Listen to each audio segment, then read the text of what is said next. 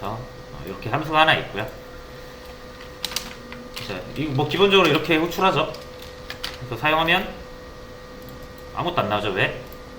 호출은 됐는데 리턴도 됐고요. 리턴된 값을 아무것도 이용하지 않으니까 당연히 아무것도 안 나오는 거고요. 얘를 이렇게 cout으로 출력을 해주면 1이 나오겠죠. 자, 요건 이제 다 아시는 내용이 될 겁니다. 자, 근데 이제 함수라는 건 기본적으로 이렇게 있으면 메모리잖아요. 그리고 제가 이제 메모리를 이렇게 네 군데로 설명을 했었을 겁니다. 네 군데인데 세 군데만 할게요. 스택이랑 힙이었고요. 그죠? 자, 그리고 여기 코드 영역이라고 있습니다. 이 코드 영역이 이제 여러분들이 작성한 코드들이 쭉 올라가는 곳이에요. 그럼 컴퓨터 CPU가 여기 읽어서 쭉쭉 프로그램을 진행시키는 거죠. 진행시키다가 변수가 필요하면 여기나 여기 가서 가져오고 저장하고, 자, 이런 식으로 이어지는 거거든요. 자, 그러면은 이 함수 같은 거 있잖아요. 함수. 자, 이런 함수들은 또 함수만 이렇게 예쁘게 모아놓는 것이 있어요. 이 코드 영역에서도 함수만 예쁘게 모아놓는 영역이 있고요. 자, 그래서 얘들이 이렇게 코드 메모리 올려서 실행을 할 때 어떤 함수를 실행하라 라고 하면은 함수 이름이 있을 거 아니에요. 호출이 이런 식으로. 그럼 함수 이름 보고 함수가 정의된 곳을 찾아서 실행을 합니다. 그러려면은 어떻게 됩니까? 함수가 적혀있는 위치를 알아야겠죠. 그래서 메모리상에 그 함수가 저장되어 있는 위치, 그거를 이제 함수 포인터라고 하는 거예요. 여러분이 알고 계시는 포인터랑 다 동일합니다. 변수 하나 만들고 요 A 주소 얻으려면 이렇게 얻죠. 그러면 이 A라는 4바이트 공간에 위치 주소를 얻을 수 있어요. 우리가 이 A의 포인터라고 하죠.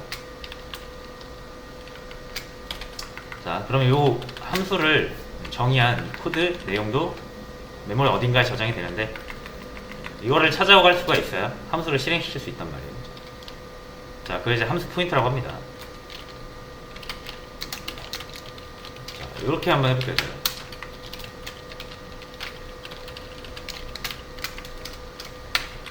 둘 다 테스트인데 요거는 가로가 열고 닫히고 얘는 안 붙였죠. 자, 그럼 위에 거는 주소가 나오고요. 밑에 거는 1이 나오죠. 요거는 이 함수를 실행시키는 게 아니라 이 함수가 위치한 주소 값이 되고요. 포인트 값이 되고, 얘는 함수를 호출해서 다 함수가 실행되고 난 다음에 리턴되는 값을 보여주는 거죠. 두 개 차이 아시겠죠? 이건 호출하는 거고, 요거는 그 함수의 포인터를 확인하는 거죠. 그래서 이렇게 함수 포인터예요. 그래서 여러분들 함수 포인터만 알고 있으면 언제든지 이 함수를 실행시킬 수가 있습니다. 그렇죠? 우리가 int a 해서 꼭 a라고 하지 않아도 a의 주소를 알고 있으면, 그렇죠? 이런 포인터 변수 하나 만들어가지고 a를 언급하지 않아도 p로 접근할 수 있죠. 이렇게 하면 이제 a는 20으로 바뀌는 거죠.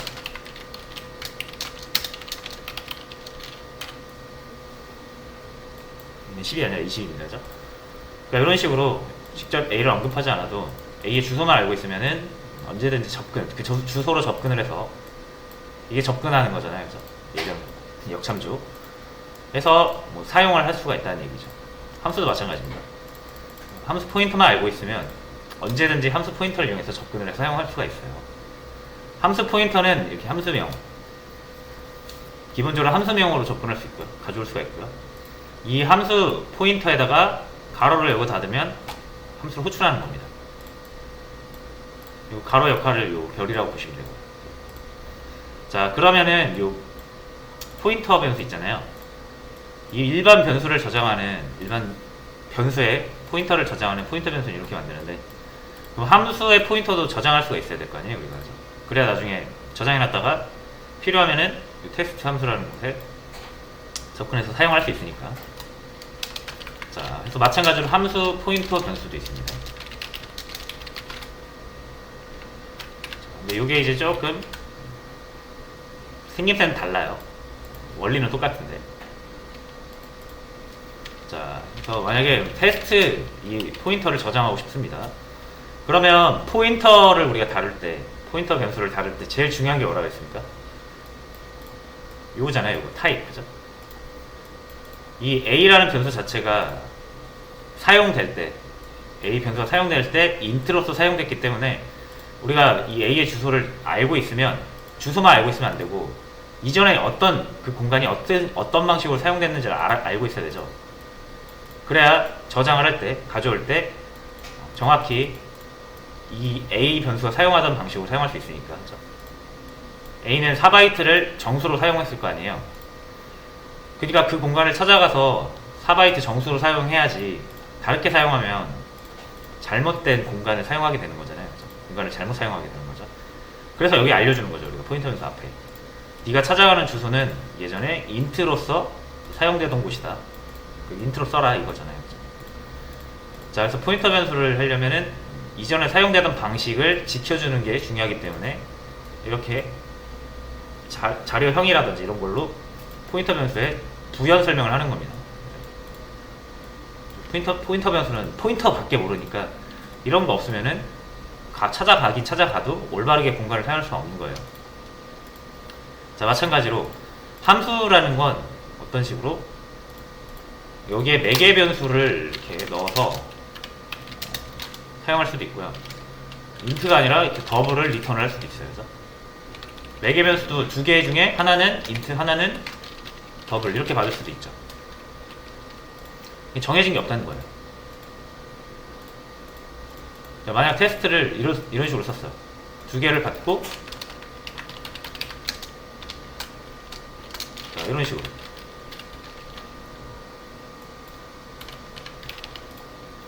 자, 그래서 이런 식으로 썼는데, 이 포인터 변수만 가지고 함수를 찾아갈 수 있다고 하더라도 우리가 이걸 올바로 사용할 수 있겠냐 이거예요. 이것만 봐서는 여러분이, 이것만 봐서는 이거 위에 거 모른다고 생각을 해보시고요. 이 위에 거의 내용을 모른다고 생각하시고, 이게 포인터, 함수 포인터라는 건 알겠어요. 이걸로 호출할 수 있나요? 이렇게? 호출 안 되죠. 함수 이름만 가지고는. 반드시 뭐?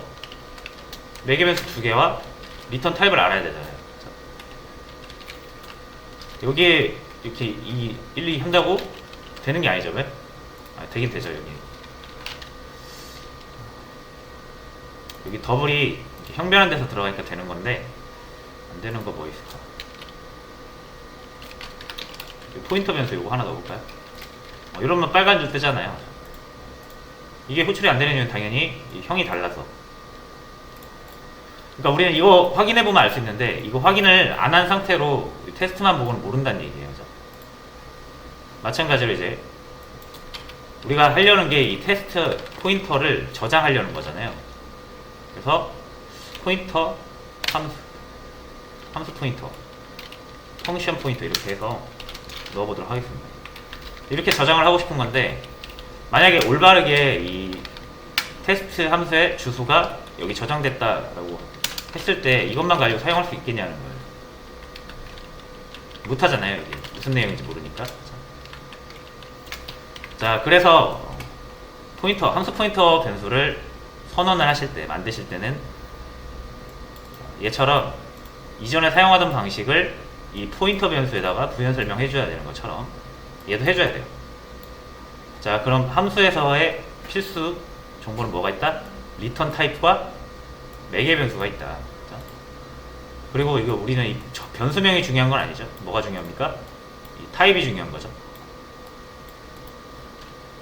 자, 그래서 함수 포인터 첫 번째 리턴 타입은 함수 앞에 이렇게 쓰시는 거예요.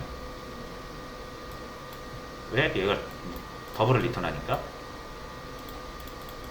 자, 그리고 매개 변수 인트랑 더블이죠. 인트랑 더블 이렇게 하시는 거예요. 자, 근데 우리가 포인터 변수, 주소를 저장하는 변수는 항상 우리가 별 붙인다 그랬잖아요. 이렇게 별을 붙이면 돼요. 자, 근데 이렇게 하면은 이게 헷갈리거든요. 뭐가 헷갈려요? 우리가 더블형 포인터를 리턴할 수도 있는 거거든요. 이렇게. 그렇죠? 그러면 얘가 더블형 포인터를 리턴하는 함수인지 아니면 더블을 리턴하는 포인터 함수, 그러니까 함수 포인터인지 이게 또 분간이 안 간단 말이에요. 자, 그래서 분간을 해주기 위해 얘를 이렇게 또 구분을 해주면 돼요. 이러면 더블을 리턴하는 함수 포인터고요. 4개 변수는 int와 더블이다 라는 정보를 우리가 이 fp만 보고 알 수 있죠. 그리고 이 형식과 이 테스트, 이 형식이 같기 때문에 얘의 주소를 얘가 저장할 수 있게 된 겁니다. 자, 그럼 fp에는 테스트 주소가 담겨 있습니다. 한번 출력해 볼게요. 자, 얘랑 얘 똑같죠? 똑같죠? 그래서 이렇게 하는 거랑 이렇게 하는 거랑 똑같은 거죠. 자, 한번 해볼까요? 1과 1.2 1과 1.2 자, 이거 출력을 해보겠습니다.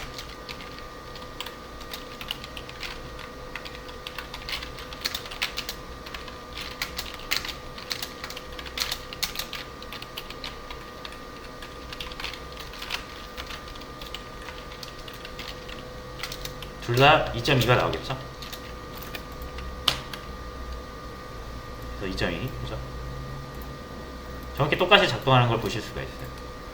자, 그래서 함수 포인터는 함수의 주소를 얘기하고요. 함수의 주소를 저장할 수 있는 변수를 함수 포인터 변수라고 하고 이런 식으로 만듭니다. 아까처럼 이런 식으로 되어 있다. 이런 식으로 되어 있다. 그러면 역시 저장이 안 되죠. 형식이 달라지니까. 그래서 이런 경우에는 역시 이렇게 저장을 할 건데 이번엔 리턴 타입이 더블이 아니라 int고요. 얘는 함수 포인터라는 의미고요. 그리고 4개의 변수는 없고요. 이렇게 저장을 해주시면 돼요.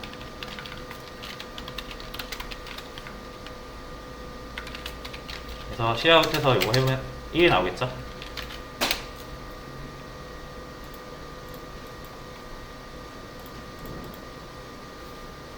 자, 그래서 일단 이렇게 함수 포인터를 사용을 하게 됐고요.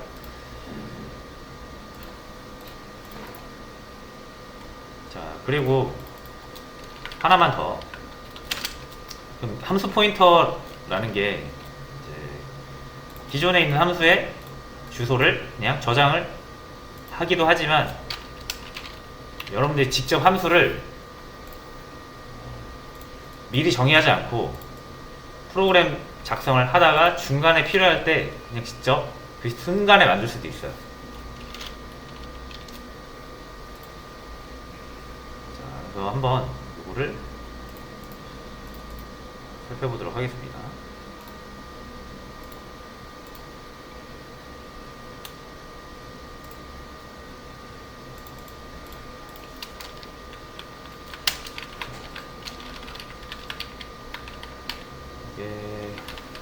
문법이 조금 요상하거든요.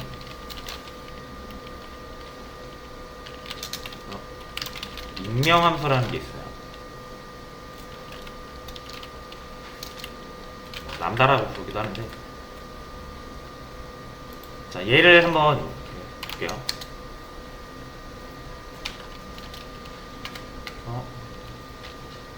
그리고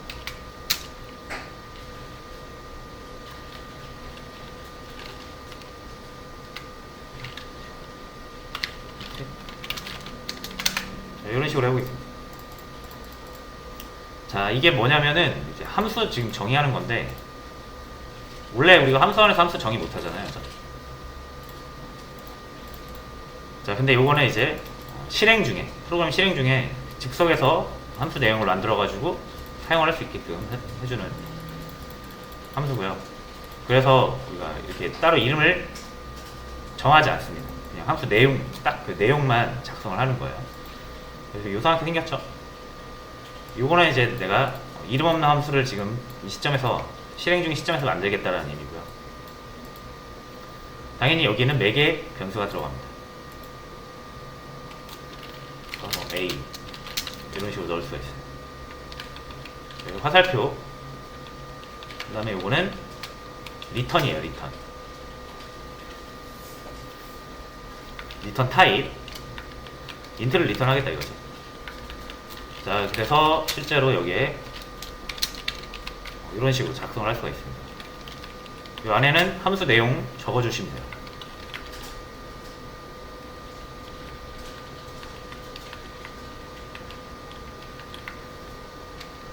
자, 그러면 요거 이렇게 함수가 만들어졌죠? 이름이 없는 임시 함수가 되겠습니다. 얘를 실행을 하고 싶어요. 자, 그러면 얘를 역시 포인터 변수에 저장할 수 있습니다. 함수 포인터 변수. fp는 fp2 그래서 저장을 하시면 되고, 그럼 포인터 변수의 형식을 맞춰주면 되죠. 매개 변수 2개고요. int 2개고요. 리턴 타입 int예요. 그러면 이렇게 int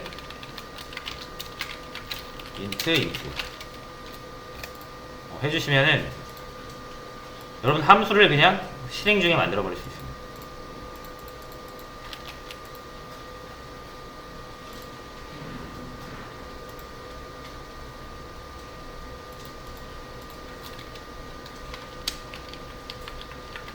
자, 그래서 fp2 이거 호출하면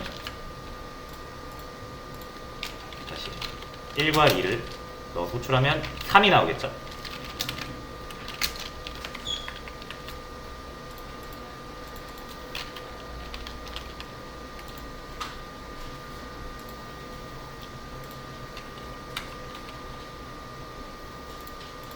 이 나오죠. 그리고 1은 위에서 나온 거예요.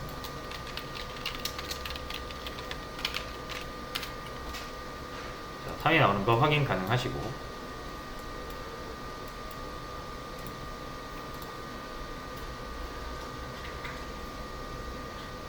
그래서 포인터 변수, 함수 포인터 변수를 알고 계신다면 이렇게 즉석에서 익명 함수 만들어 가지고 그때그때 넣어서 사용할 수도 있는 거예요.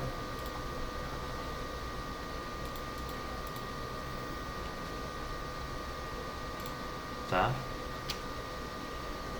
그래서 우리 일단은 함수 포인터라는 것에 대해서 알아봤고요. 일단 한번 사용해 보세요, 여러분들이. 문제를 하나 올려드렸거든요.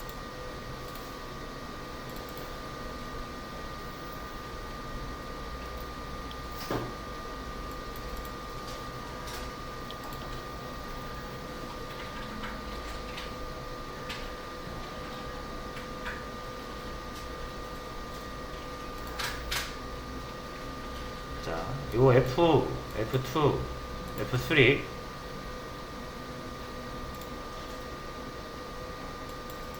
만들어서 호출하시면 되는데, 그냥 F는 기존에 여러분이 사용하시던 방식으로 미리 정의해 놓고 사용을 해보시고, F3를 그렇게 해보시고, F랑 그냥 F2는 방금 얘기했던 익명함수를 한번 해보시고요. 자, 그리고 요거 함수 포인터를 넘기는 거예요. 그죠? 함수 포인터 함수가 아닙니다. 함수 호출이 아니에요. 함수 포인터를 넘기면 이 콜이라는 함수에서는 얘네들을 대신 호출을 해주는 그런 함수가 되겠습니다.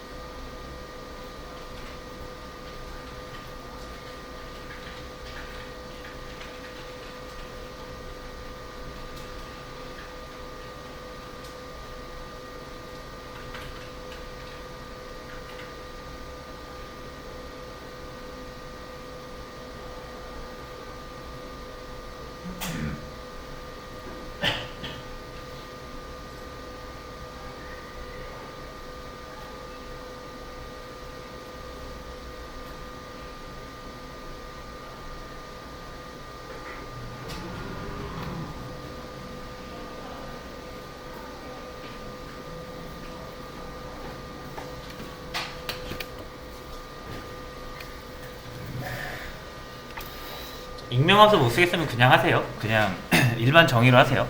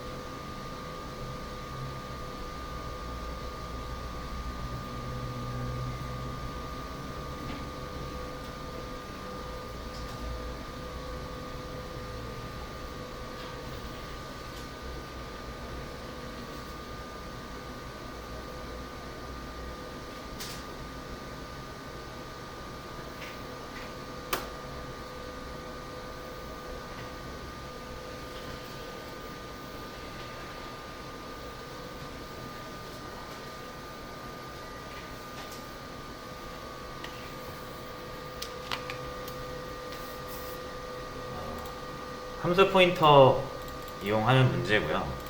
제가 이제 익명함수 F랑 F2는 익명함수를 해달라고 했는데 혹시 익명함수가 어렵다라고 하시면 그냥 다 정의하셔도 돼요.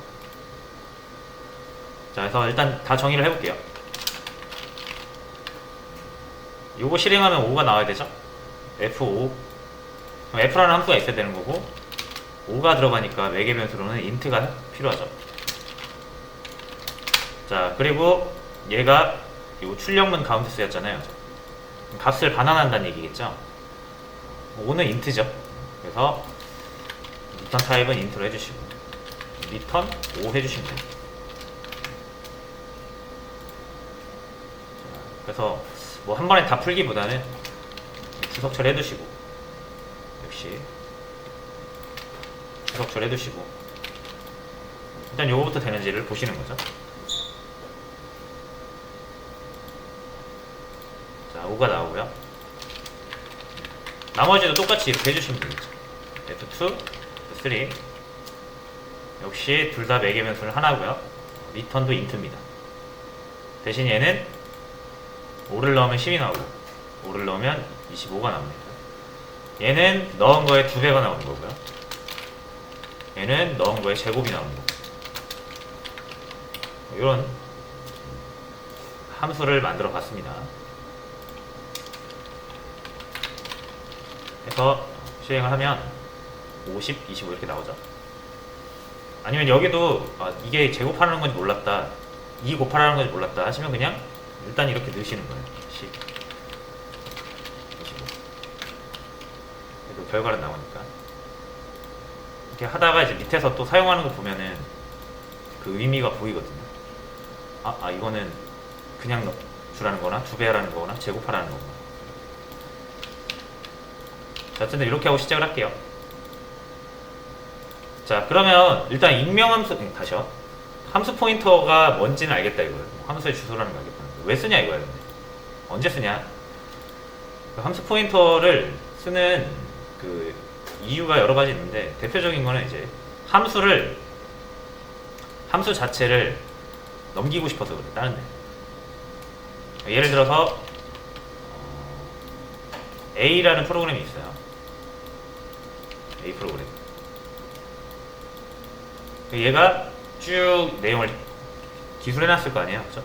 그래서 우리가 A 프로그램을 사용하면 여기서 여기까지 쭉 얘가 해주는 대로 그냥 지켜보고 있다가 뭐 주면 받고, 그렇죠? 아니면 요 필요한 게 최초로 필요한 게 뭐 있으면 이렇게 넣어주죠. 입력값으로, 출력값으로 받고, 그렇죠? 자, 근데 여러분들이 얘가 작업하는 단계가 뭐 이렇게 있다고 생각을 해보세요. 얘도 내부적으로 여러 개 단계로 이루어져 있겠죠. 뭐 A단 1단계, 2단계, 3단계 이런 식으로. 자, 그래서 1, 2, 3을 그냥 얘가 쭉 해주는 대로 우리가 받았다라고 생각을 해보시면 이제는 어떻게 하고 싶은 거예요? 요 2번 단계에서 내가 원하는 대로 좀 바꾸고 싶다 이거예요.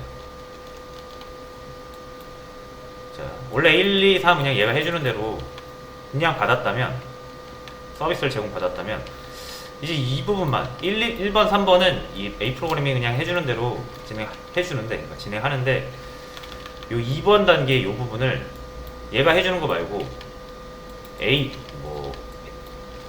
A라는 사람이 있고 B라는 사람이 있고 C라는 사람이 있어요. 얘가 이 중간에 원하는 기능이 다를 수 있고 얘가 원하는 게 다를 수 있고 얘가 원하는 게 다를 수 있고 얘가 원하는 게 다를 수 있죠.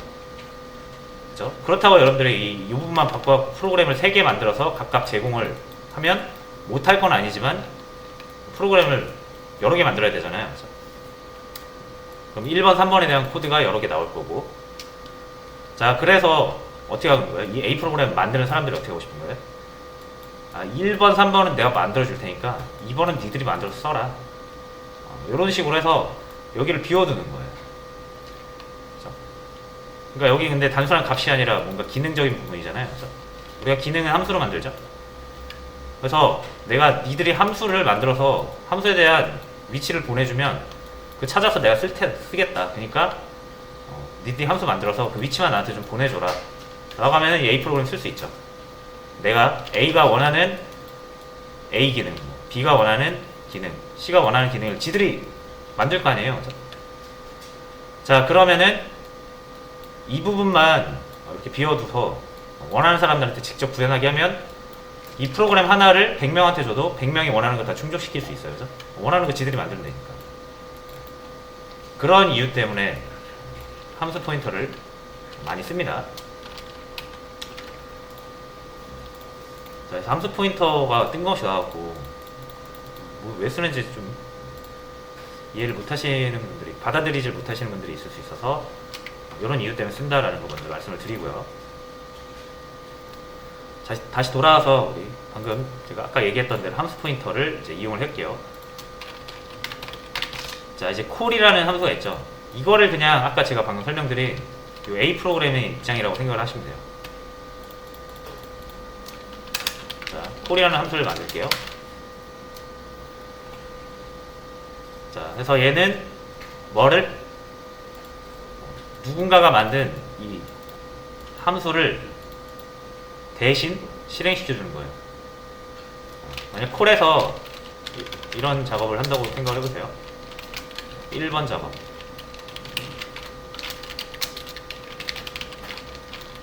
그리고 2번 작업, 3번 작업. 자, 이렇게 이 콜 함수가 하는 일이 이런 거라고 생각을 해보세요. 리턴 따로 없으니까 보이드로 하면 되겠습니다. 자, 그럼 1번 작업과 2번 작업, 3번 작업 이대로 하면은 우리는 이 콜을 사용하면 무조건 얘가 작업하는 대로 사용을 해야 되는데, 자, 근데 이제 우리가 이 2번 작업에서 누군가는 숫자를 넘기면 그대로 나오기를 바랄 수 있을 거고, 또 누군가는 숫자를 넘기면 2배가 돼서 나오길 바랄 수 있을 거고, 그렇죠? 누군가는 숫자를 넘기면 제곱이 돼서 나오길 바랄 수 있어요. 1번 작업 이후에 이 콜을 하면. 자, 그때 여기에서 그렇게 해주려면 분기 처리를 하거나, 그죠? if문으로 분기 처리를 해서 어떤 값이 들어오면은 F를 실행하고, 그렇지 않으면 F2를 실행하고, 그렇지 않으면 F3를 실행하고, 이런 식으로 해야 되잖아요. 그죠? 자, 그러니까 2번 작업 내용에서 if문을 통해서 얘를 호출할지 얘를 호출할지 얘를 호출할지 결정을 해야 되는데, 이러면은 이제 요 3개밖에 또 못 쓰잖아요. 만약에 세제곱이 되는 거를 원하는 사람은 이 프로그램 못 쓰죠. 그런 기능을 제공을 하지 않으니까. 그러니까 이렇게 분기 처리로 이거를 선택하는 것도 한계가 있어요. 그래서 그냥 호출만 대신 해줄 테니까 이 부분에서 1번 작업 해주고 나서 호출만 대신 해줄 테니까 함수 만들어서 위치만 나한테 넘겨라. 이렇게 되는 거예요. 그래서 얘가 호출을 해주겠다 이거예요. 이렇게 호출을 해주겠다 이거예요. 자, 대신 형식은 맞춰놔야죠. 그래서 이렇게 매개 변수 하나가 들어오고 리턴이 인트가 있는 매개 변수 하나가 들어오고요. 이게 그리고 얘가 인트 리턴을 해주죠. 그래서 출력이 돼야 되니까, 자, 이 부분을 이렇게 출력을 해보겠습니다.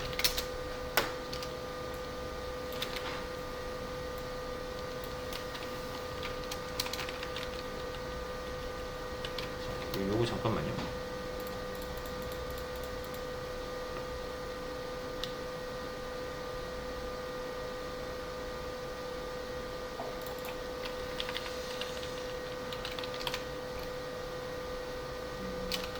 일단 진행을 해볼게요.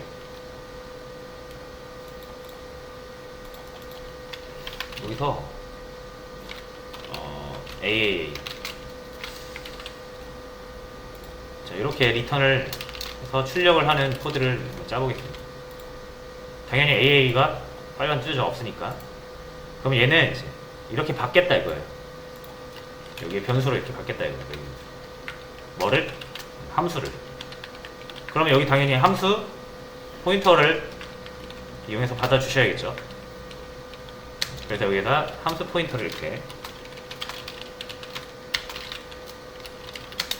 인트죠. 그리고 리턴은 인트고 매개 변수는 정수 하나. 자, 이렇게 정의를 해주시면 되고, 그 다음에 이게 제곱이 되거나 2배가 되기를 바라는 숫자가 있을 거 아니에요. 여기 매개 변수 넘기는 거죠. 10을 넘기면 10이 그대로 나오는 거고요. 10을 넘기고 F2를 넘기면 20이 제곱이 돼서 나오는 거고, 아니 2배가 돼서 나오는 거고, f3를 10과 같이 넘기면 10이 제곱이 돼서 나오는 거예요. 왜? 이 함수를 우리가 이렇게 정의를 해놨으니까. 자, 그러니까 요거 역시 이렇게 받아서 요거 호출할 때 얘도 넣어주면 되죠. 자, 그럼 1번 작업, 3번 작업은 이 콜 함수가 대신 다 해줄 거고, 2번 작업할 때만 우리가 선택한 F 함수 또는 F2 함수, F3 함수를 얘가 대신 해주겠죠, 콜이.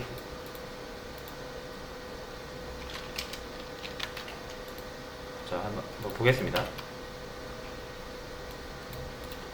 자, 첫 번째 1번 작업 해주고요, 콜이. 그 다음에 두 번째 작업에서는 그냥 넘겨받은 F 함수를 그냥 호출해줬죠.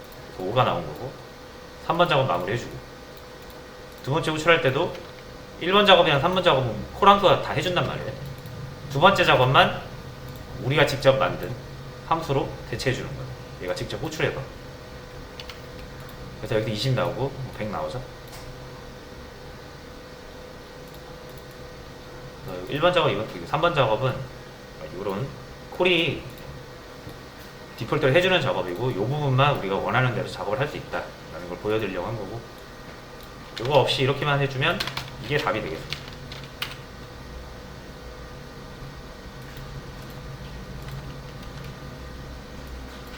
5, 20, 100.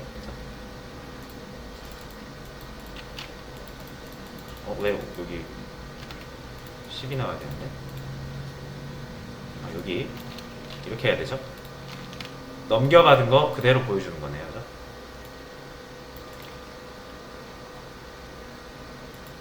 자, 그래서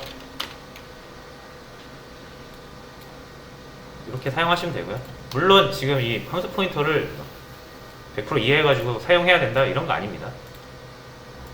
함수 포인터라는 게 있고 이런 식으로 사용된다라는 걸 일단 이해만 하시면 돼요. 자, 그리고 나서 이 문제 답까지만 한번 같이 보고, 자, F2랑 F 요거는 이제 이렇게 하지 말고 익명함수로 했을 때만 요거 가능한 표현이라고 볼 수가 있어요. 그래서 요거 익명함수로 한번 만들어 볼게요.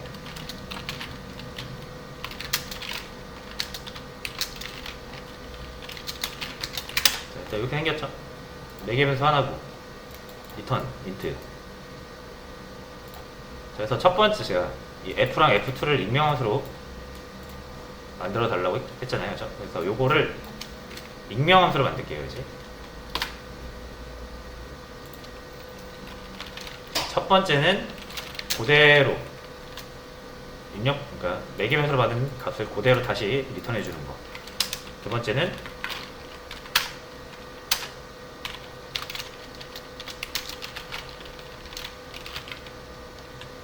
받은 거를 2배 해주는 거죠. 자, 요게 이제 익명함수죠. 실행 중에 잠깐 한번 사용됐다가 사라지는. 자, 근데 요게 이제 사라지면 다시 못 쓰잖아요. 이 내용을 저장을 하겠다 이거예요. 어디에? 함수 포인터에. 자, 함수 포인터는 이제 이렇게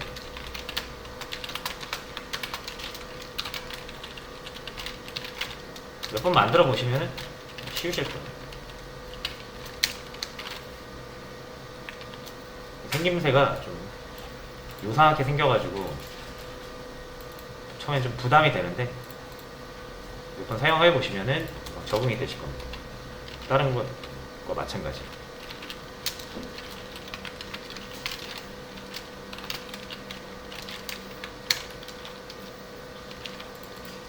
자, 이렇게 하면 이제 F랑 F2는 함수 포인터 변수예요. 요게 정의된 주소값이 여기 들어가 있고요. 요게 정의된 주소값이 여기 들어가요. 이게 변수잖아요, 그죠?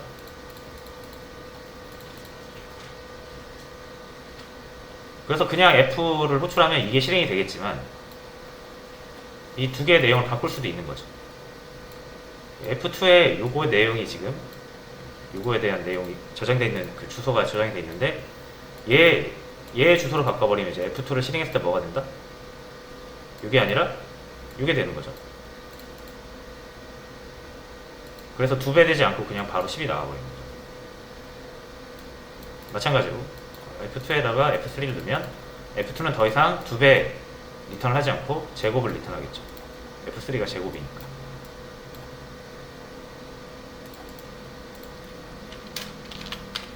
그래서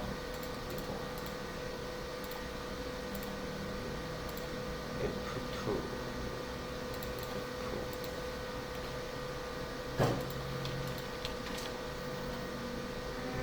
자, 여기 요거 때문에 그래요.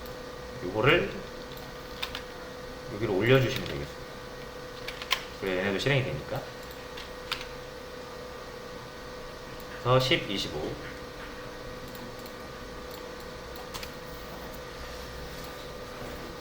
자, 해서 이렇게 정리를 할게요. 이해만 하시면 돼요. 일단은 어차피 이거를 사용을 하는 거는 여러분들 많이 써봐야만 사용할 수 있는 거니까. 자, 그럼 제가 갑자기 함수 포인터 얘기를 왜 했냐면 저희가 이제 객체라는 거를 다루어야 하기 때문에 그렇습니다. 요거에 대한 이제 시나리오를 한번 같이 얘기해 보려고 하는데 여기서 함수 포인터가 들어가고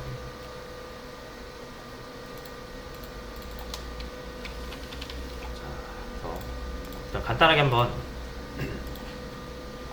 살펴볼게요. 요거 일단 지우겠습니다. 답은 제가 다 올려드릴 거예요. 영상이랑. 자, 이제 C 언어랑 다시 비교해서 생각을 해볼게요. 사람을 표현한다 라고 했을 때 나이와 이름 이런 식으로 표현을 하죠. 자, 그래서 뭐 20살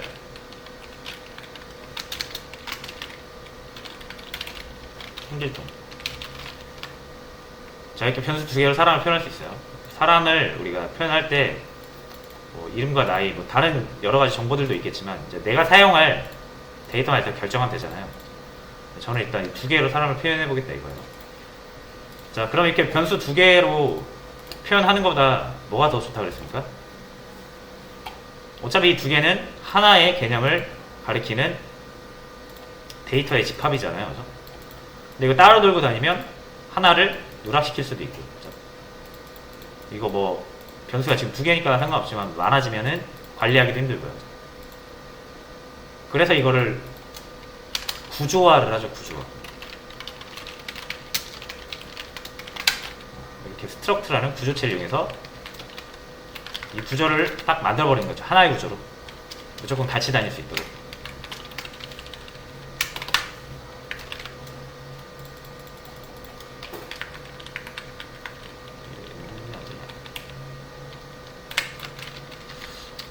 C 언어 버전으로 할게요.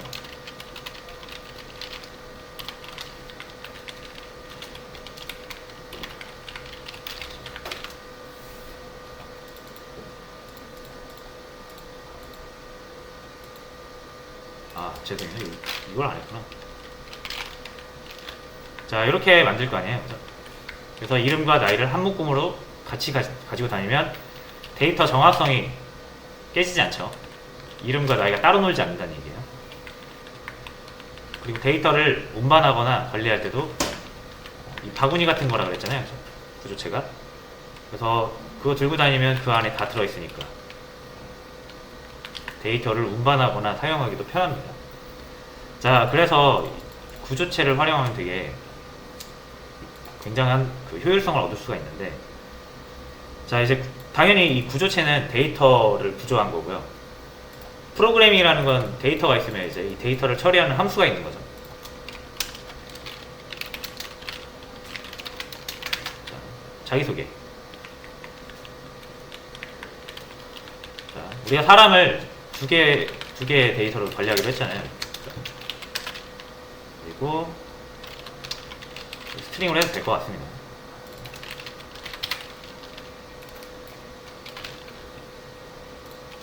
그리고 네임 홍길동.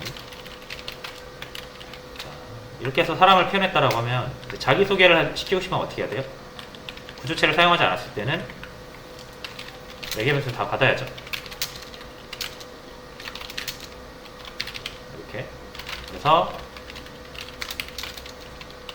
안녕하세요.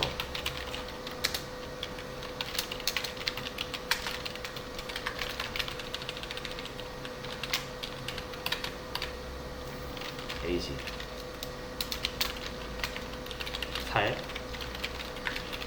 참고로 여러분들이 이제 문자 붙이기 같은 거 있잖아요. 문자 붙이기는 요거 안녕하세요 다음에 나이 나오고 나이 다음에 몇 살 그리고 누구누구입니다. 이렇게 여러 개의 문자열을 조각을 붙이고 싶으시면 이런 식으로 하시면 돼요. 이렇게 엔드로 끝내지 말고 여기서 다음 출력하고 싶은 거를 이렇게 이어서 이렇게 이어서 이렇게 해주시면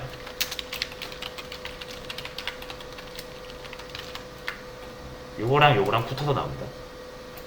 먼저 해볼게요.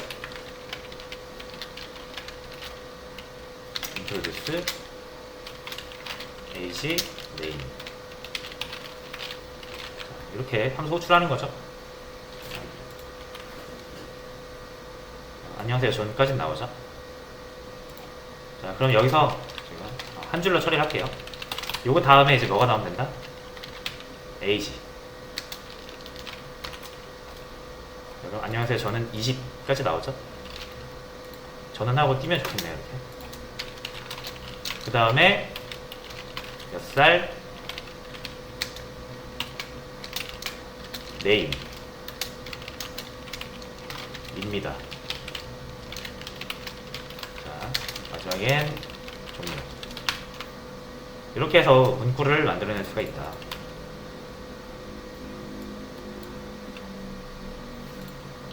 자기소개 함수야 우리가 시아노 시간에도 많이 해봤으니까 이렇게 C++ 스타일로 작성을 해봤습니다. 자, 근데 이제 요거 이렇게 두 개를 따로따로 넘기니까 잘못 넘어갈 수도 있는 거잖아요. 그죠? 여기에는 뭐 홍길동의 나이, 여기는 홍길순의 이름이 넘어갈 수도 있는 거죠. 이거는 정확성이 깨진다는 거잖아요. 자, 그래서 어떻게 하고 싶은 거예요? 이거를 하나의 구조로 만들고, 그죠?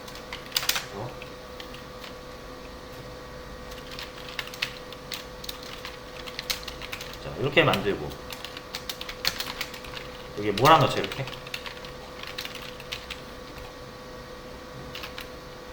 그리고 이 P1을 인트로듀스 버전 2를 만들게요.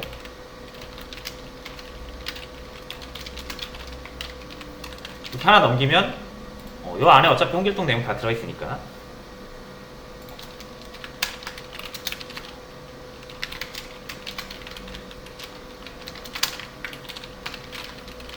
스트럭트 퍼슨으로 받아주면 되죠. 그래서 똑같이 출력을 하시되 꺼내서 쓰시는 거죠.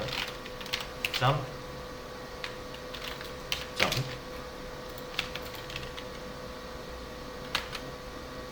결과는 동일합니다. 자, 뭐 일단 다 아는 내용이긴 한데, 자, 제가 이걸 왜 했냐면, 자, 이거를 변수만 가지고 여러분들이 뭐를 표현을 하시든 구조체를 가지고 표현을 하시든 그거를 이용하는 함수들이 있을 거 아니에요. 자, 그럼 어디에 의존합니까? 얘는 요거 변수, 그죠? 이 변수에 의존하죠. 변수가 하나라도 없으면 못 넘기잖아요. 사용 못하는 거죠. 자, 근데 요 버전보다는 요 버전이 좀 더 좋은 버전이잖아요, 사용하기가. 근데 역시 이것도 뭐에? 이 스트럭트 구조, 사람 구조체에 의존한다 이거예요. 사람 구조체가 여기가 이름이 바뀐다거나 뭐가 하나 사라진다거나 아니면 뭐가 추가된다거나 하면 얘는 잘 작동을 안 할 수가 있습니다. 얘 바뀌면 얘는 작동을 잘 안 할 수 있어요. 결국 얘가 이제 얘를 쓰는 거기 때문에 이 자료 구조에 함수는 항상 위존적일 수밖에 없어요. 이 자료 구조를 사용하는 함수들은 뭐 얘뿐만 아니라 함수를 여러 개 더 만들다 보면 이걸 쓸 거 아니에요. 이 구조를, 자료를. 그러면 무조건 얘가 바뀔 때마다 함수들은 영향을 받게 됩니다. 자, 무슨 말인지 아시겠나요? 자, 그래서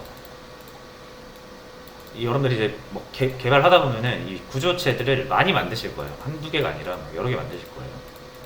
자, 그러면은 이 구조체와 이 구조체를 사용하는 함수가 있을 거 아니에요. 그죠? 그리고 또 다른 구조체 뭐 이렇게 만들어서 자동차 구조체 만들고 자동차의 내용을 출력해주는 뭐 프린트카라는 함수를 만들었다 쳐보세요. 얘랑 관련이 있죠.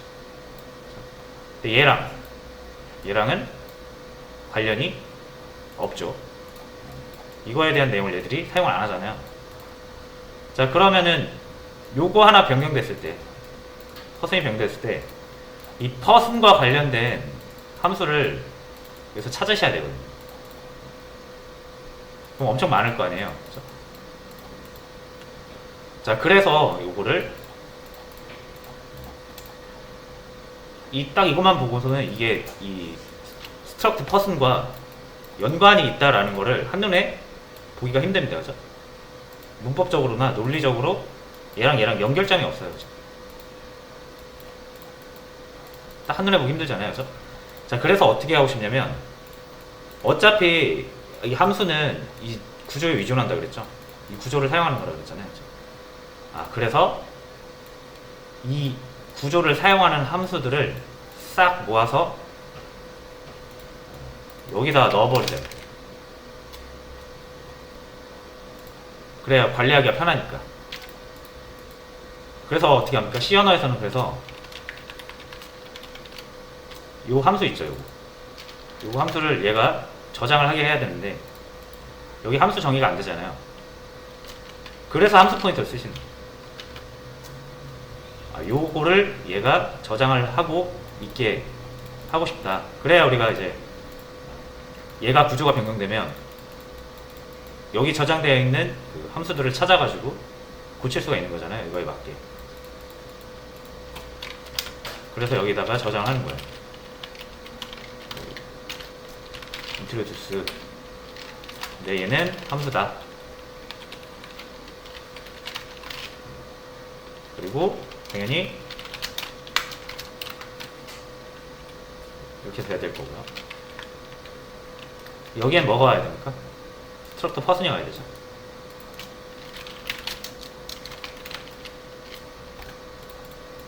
자, 이렇게 해서 함수 포인터를 하나 만들고요. 그리고 이제 처음에 함수를 만들 때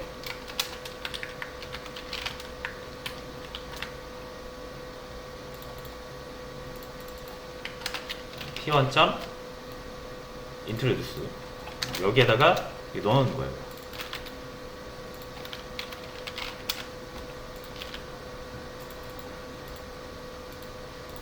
자, 그러면 이제 어떤 일이 벌어지냐면 이 P1 있죠? P1한테 introduce 이렇게 뭔가 이 함수의 주체를 볼 수가 있는 거예요. 여기다 P1을 뜯어볼게요. 자, 이런 형태가 이제 만들어지는 거죠. 자, 한번 실행을 해볼게요. 잘 나오죠. 자, 그래서 이렇게 하면은 딱 이 introduce 함수가 이 자료 구조랑 연관이 되어 있다는 걸 이렇게 문법적으로 확인이 가능합니다. 이 introduce는 P1이라는 자료 구조를 사용하고 있는 거고, P1은 뭐다? 스트럭처 퍼슨이다. 그러니까 이렇게 하면 이제 두 개가 연결점이 생긴 거죠. 자, 그래서 이런 식으로 함수를 이 퍼슨 자료를 사용하는 함수들을 여기에 싹 모아놔요. 이렇게. 그리고 나서 이렇게 세팅을 해주고 넘겨서 해주고, 요게 이제 C 언어에서 아까 같은 문제, 이런 관리의 문제나 이런 것들이 힘들어지니까 나오게 된 해결법이거든요. 뭐 어거지로 이제 함수 포인터를 이루려고 만든 게 아닌데, 아까도 말씀드렸지만 다른 프로그램에서 사용자가 원하는 바를 대신 호출해주기 위한 게 이제 함수 포인터였는데, 여기서는 이제 이 함수 포인터의 기능을 이런 식으로 이용을 한 거죠. 이게 이제 객체 지향의 시초가 됩니다. 자, 그래서 요거에 관련된 요거를 사용하는 것들에 대한 기능들을 다 모아놓고 보니까 이게 뭐가 되는 거예요? 데이터와 그 데이터를 사용하는 기능이 온전히 한 테두리 안에서 만들어져 가지고 이거 하나가 개념 하나를 표현할 수 있게 된 거죠. 그래서 요거를 그냥 사람들은 객체라고 부르는 겁니다. 사물이나 어떤 개념을 우리가 객체라고 부르거든요. 그래서 온전하게 이 한 테두리 안에서 하나의 사물이나 하나의 개념을 표현할 수가 있잖아요. 그렇죠? 정보 같은 거는 변수로 표현을 하고, 기능 같은 거는 그 기능을 처리하는 함수로 표현을 하고. 그렇죠? 자, 근데 사실 이제 함수는 얘가 함수를 저장하는 것 뿐이지 진짜로 함수가 정의된 건 아니잖아요. 그래서 C++에서는 C 언어에서는 이게 무조건 함수 포인터로 저장을 해서 이 구조체 안에서 함수를 정의할 수가 없거든요. 근데 C++에서는 이거를 좀 이런 이유로다가 안에서 아예 메서드를 선언해 버리는 거예요. 이렇게 하는 것보다 그냥 이거 자체를 여기다 넣는 게 낫잖아요. 그렇죠? 그럼 우리가 여기서 연결할 필요도 없고, 이름은 V2 말고 그냥 이렇게 하겠습니다. 요렇게 되게 한 거예요. C++에서는 구조체 안에 데이터 구조를 만들고, 이 데이터 구조를 사용하는 메서드도 여기 안에다 만들어버리는 거예요. 그럼 이게 이 테두리 안에서 온전히 하나의 생태계가 이루어지는 거죠. 자, 실행을 해보면 잘 되죠.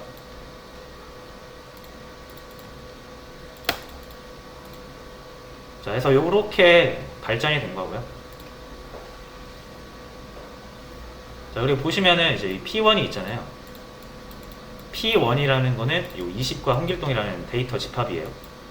그걸 넘겨서 인트로듀스를 하고 있잖아요. 그렇죠? 근데 이상하죠? 이 내용 자체가 어디에 있습니까? 여기 있잖아요.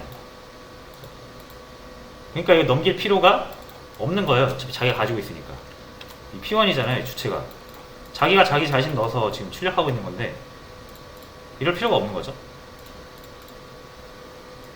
내가 내 이름과 내 나이를 소개하는데 누구한테 물어봐서 야, 내 이름이 뭐지? 그래서 소개해서, 그러니까 물어봐서 알려주는 걸 받은 다음에 자기소개하는 거랑 마찬가지인 거예요, 지금.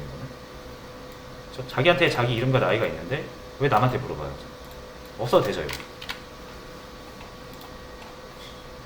뭐 없어도 된단 말이에요. 그렇죠? 없어도 돼요, 이렇게. 왜? 에이지랑 네임은 어차피 자기가 가지고 있잖아요. 그렇죠?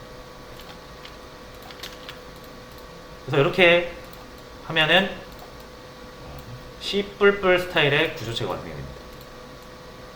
이건 어떤 거다?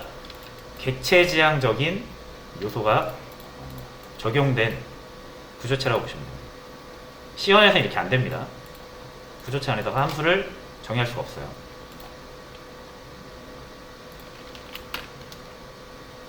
자, 역시 실행이 잘 되죠?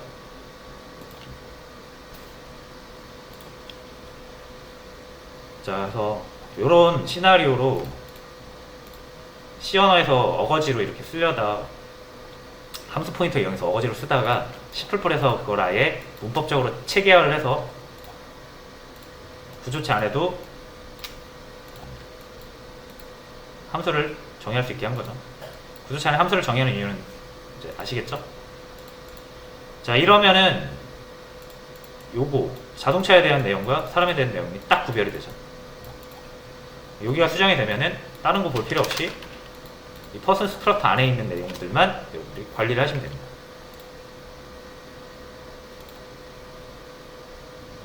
자,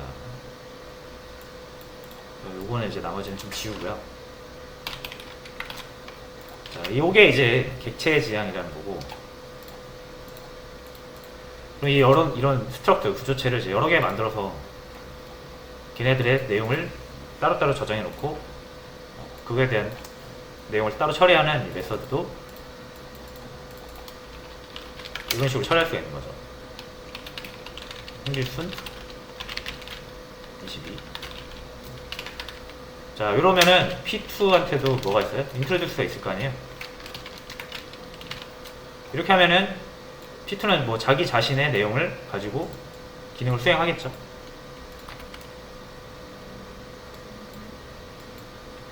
그렇죠? 그 하나의 이 구조체를 하나의 단위로 이제 볼 수가 있는 거고, 이런 하나하나를 우리가 이제 객체라고 부르고요.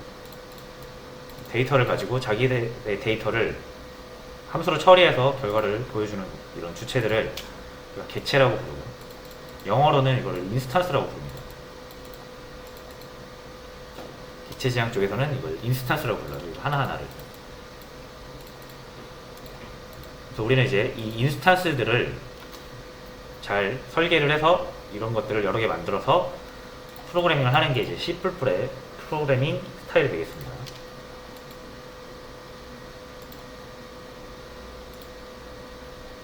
자, 됐고요.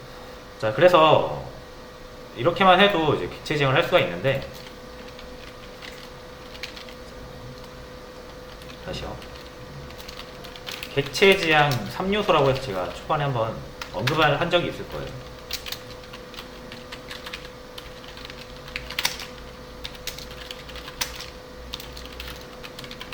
자, 이런 내용들인데, 이런 게 좀 되게 뭐 기능, 단순히 뭔가 우리가 기능을 만들고 연산을 하는 그런 게 아니라 뭔가 되게 뭐라고 해야 되죠, 이거를? 이론적인 내용, 철학적인 내용이라서 많은 분들이 좀 어려워 하시거든요. 그래서 최대한 단순하게 짧게 설명을 하려고 합니다, 제가. 일단 캡슐라라는 걸 적용하기 위해서 이제 여기에 스트럭트가 아닌 다른 키워드를 쓰게 되거든요. 그게 이제 클래스라는 키워드예요. 클래스는 정확하게 스트럭트와 기능적으로 거의 99% 동일합니다. 얘도 구조체의 다른 명칭이라고 보시면 돼요. 뭐 클래스가. 대신 구조체랑 다른 점이 딱 한 개 있는데, 얘네들은 이제 접근 제어라는 걸 할 수 있어요. 접근 제어. 그러니까 요거에 대한 내용을 아무나 접근 못하고 허용한 애들만 접근할 수 있게끔 접근 제어라는 걸 할 수 있거든요. 자, 그래서 객체 지향의 이제 3요소 중에 하나인 캡슐화를 하기 위해서 우리는 클래스를 써야 하는데, 그때 접근 제어라는 게 중요합니다. 접근 제어 개념. 이 접근 제어 개념이 포함되어 있냐 포함되어 있지 않느냐의 차이를 가지고 우리는 스트럭트와 클래스를 구분할 수가 있어요. 접근 제어 유무로 우리가 스트럭트와 클래스를 구분할 수가 있다. 나머지는 다 똑같다고 보시면 돼요. 접근 제어를 못하는 거고, 접근 제어를 할 수 있는 거고. 그리고 이제 요거를 가지고 우리가 캡슐화라는 걸 할 수가 있거든요. 캡슐화에 대한 내용은 오늘은 못할 것 같고요. 그래서 오늘은 일단 우리가 함수 포인터라는 걸 이용해서 구조체 안에다가, 구조체에서 함수를 정의할 수는 없으니까 함수를 포인터로 저장을 해 놓는 거죠. 그렇게 하는 이유는 이 구조를 바꿀 때마다 함수가 영향을 받으니까 아예 그 연관이 있는 것들을 싹 같이 모아놓자. 그래야 관리하기 편하고요. 자, 그런 시나리오를 좀 대충 이해를 하시면 될 것 같고요. 그리고 이제 우리는 스트럭트 말고 이제 클래스를 쓸 건데 차이는 접근 제어의 의무다 라고 해서 클래스를 써도 똑같이 작동을 하는데 지금 빨간 줄 뜨죠. 왜냐면 이게 접근을 막아놔서 그래요. 여기는 아무도 접근할 수가 없어요. 그래서 여기를 접근을 하고 싶으면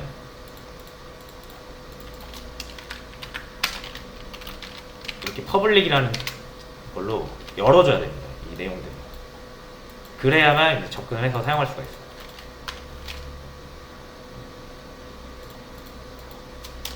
이거 지우면은 안 되죠? 허용을 해줘야만 실행이 됩니다. 그래서 이제 이거를 접근 제어자라고 하고요.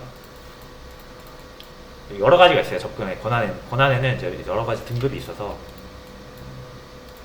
그거는 이제 다음 시간에 한번 소개를 드릴 거고, 접근 제어자를 왜 쓴다? 요거 하려고 씁니다. 요거 하려고.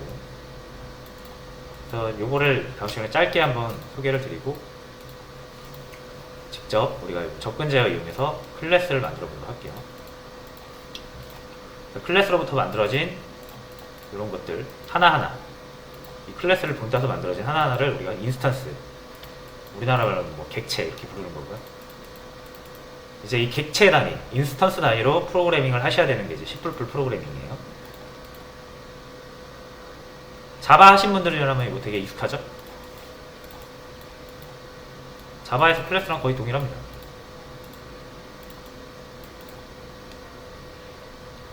자, 그래서 오늘 조금 어려운 내용이었다고 생각이 되는데, 일단 이 문제는 뭐 아까도 말씀드렸지만은 제가 이거 설명드리려고 소개를 드린 거고, 뭐 풀 수 있으면 좋고 못 풀어도 이런 게 있다 정도로만 알고 넘어가셔도 괜찮습니다. 나중에 뭐 필요하실 때 또 공부해서 하시면 되니까. 이게 막 엄청 중요하고 그런 내용은 아니에요. 함수 포인터가. 대신 방금 제가 설명드린 클래스 있죠? 이게 이제 그 나오게 된 계기 같은 거 한번 리마인드 해보시고, 그걸 알고 쓰는 거랑 모르고 쓰는 거랑 또 차이가 있으니까. 자, 해서 요거 클래스 한번 여러분들 직접 정의를 해보시는 걸로 하고 마무리할게요. 자, 문제를 하나 드릴게요.